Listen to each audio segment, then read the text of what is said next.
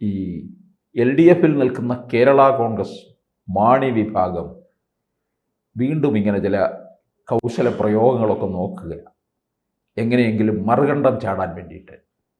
Jose K മാണിക്കാണ് കൂടുതൽ താല്പര്യം. Jose K മാണിയുടെ കൂടെ ചിലരുണ്ട്, പക്ഷേ റോഷി അഗസ്റ്റിനെ പോലുള്ളവരൊക്കെ മറുഭാഗത്ത് തന്നെ നിൽക്കത്തുള്ളൂ. പിണറായിയുടെ ഗുഡ് ബുക്കിൽ നിൽക്കുന്ന ആളാണ് റോഷി. അപ്പോൾ ഈ അവസരം നോക്കി നടക്കുകയാണ് ജോസ് കെ മാണി. ജോസ് കെ മാണിക്ക് അറിയാം LDF മൂന്നാം വട്ടമില്ല എന്നുള്ളത്. ഇപ്പോൾ ഇവിടെ സീറ്റിനെ ചൊല്ലി വീണ്ടും തർക്കം ഉണ്ടായിരിക്കുകയാണ്. അതെ, അങ്ങനെ തർക്കം ഉണ്ടാകുമ്പോൾ CPM മുറുകെ പിടിച്ചു കഴിഞ്ഞാൽ ഇറങ്ങിപ്പോകാമല്ലോ. പണ്ട് കൊല്ലം സീറ്റ് പിടിച്ചെടുക്കാനായിട്ട് ശ്രമിച്ചപ്പോൾ NK പ്രേമേന്ദ്രൻ ഇറങ്ങിപ്പോകുന്നില്ല, UDFിൽ പ്രവേശിച്ചു. ഇപ്പോൾ കൊല്ലം പാർലമെന്റ് മണ്ഡലം പ്രേമേന്ദ്രൻ്റെ കയ്യിൽ സുരക്ഷിതവും. അപ്പോൾ എന്തായിരിക്കും കേരള കോൺഗ്രസ് ജോസ് കെ മാണിയിൽ സംഭവിക്കാൻ പോകുന്നത്? ഇപ്പോൾ ജോസ് കെ മാണി ബാർഗെയിൻ ചെയ്യുന്നത് പാർട്ടി സെക്രട്ടറി കോടിയേരി ബാലകൃഷ്ണൻ ആയിരുന്നപ്പോൾ 13 സീറ്റ് അനുവദിച്ചു. ആ സീറ്റ് കിട്ടണം എന്ന് ഉറപ്പിച്ച് ജോസ് കെ മാണി കേരള കോൺഗ്രസ് മാണി വിഭാഗം നിൽക്കുകയാണ്. ഇല്ല എങ്കിൽ ചേട്ടൻ സൂചിപ്പിച്ചതുപോലെ മുന്നണി ചിലപ്പം വിടുവാൻ ചാൻസ് ഉണ്ടെന്ന് തോന്നുന്നു. കാരണം CPMകാർക്ക് മാണി പോയാലും കുഴപ്പമില്ല, റോസി അഗസ്റ്റിൻ ഉണ്ട്, സഭകളുടെ പിന്തുണ CPMനുണ്ടെന്നുള്ളൊരു ചിന്ത വന്നു കഴിഞ്ഞു. കാരണം ഈ 12 സീറ്റിൽ ഒക്കുകയില്ല. 13 മുന്നണി മര്യാദ അനുസരിച്ച് മുൻ പാർട്ടി സെക്രട്ടറി തരാമെന്ന് പറഞ്ഞതാണ്, തന്നില്ല.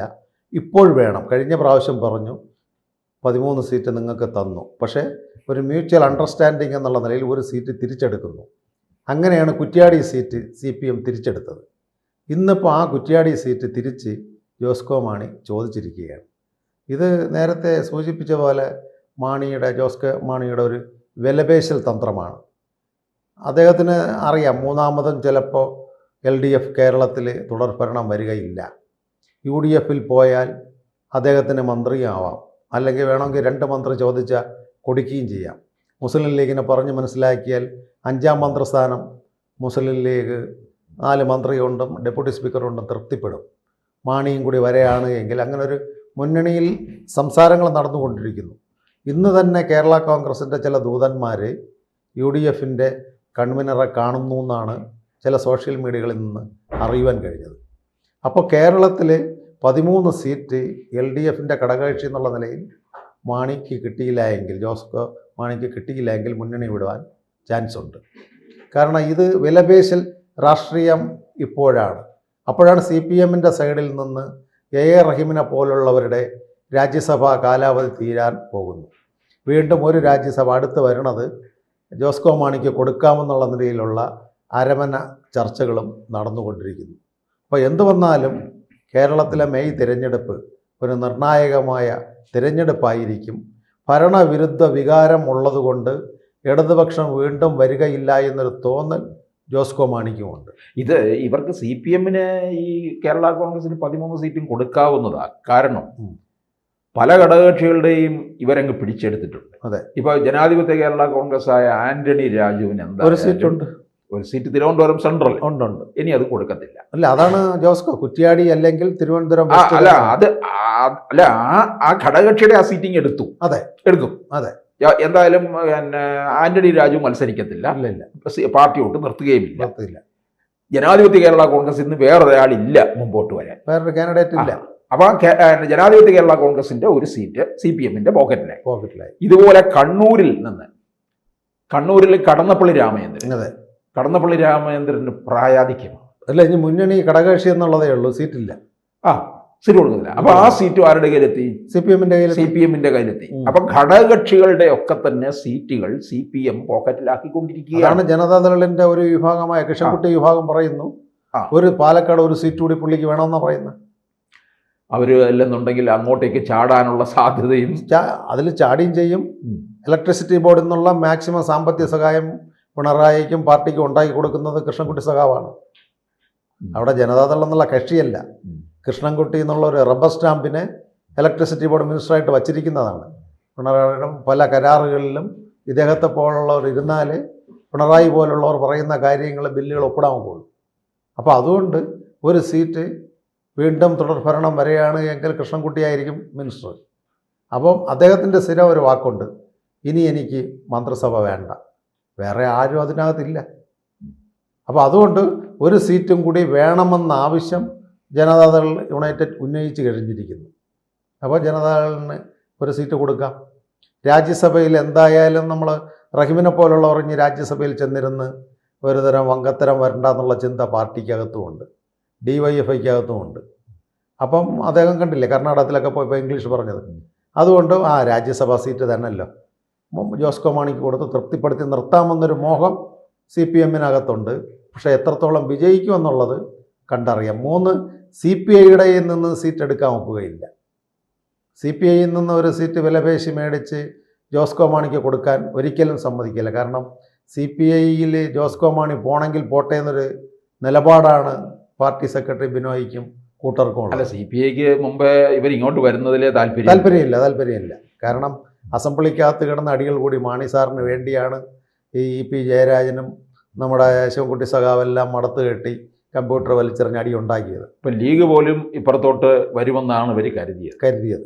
ലീഗിന് ഒരിക്കലും വരാനായിട്ട് CPIക്ക് താല്പര്യമില്ല. കാരണം CPI അവിടെ ഇല്ലാതാകും. അല്ല, CPI ഇല്ലാതാകുന്നില്ല. CPIയുടെ നയപരമായ തീരുമാനവും അവർ ഘടകകക്ഷി എന്നുള്ള നിലയിൽ താഴേക്ക് പോരുകയും നിങ്ങൾ എടുക്കണമെങ്കിൽ എടുക്കൂ, അവർ മുന്നണിയിൽ ഉണ്ടാകുകയില്ല എന്ന് CPIയുടെ ഇത് മുമ്പ് ഇദ്ദേഹം ഇരുന്നപ്പോഴേ പറഞ്ഞിരുന്നു. നമ്മുടെ വിളിയം ഭാർഗവൻ ഇരുന്നപ്പോഴേ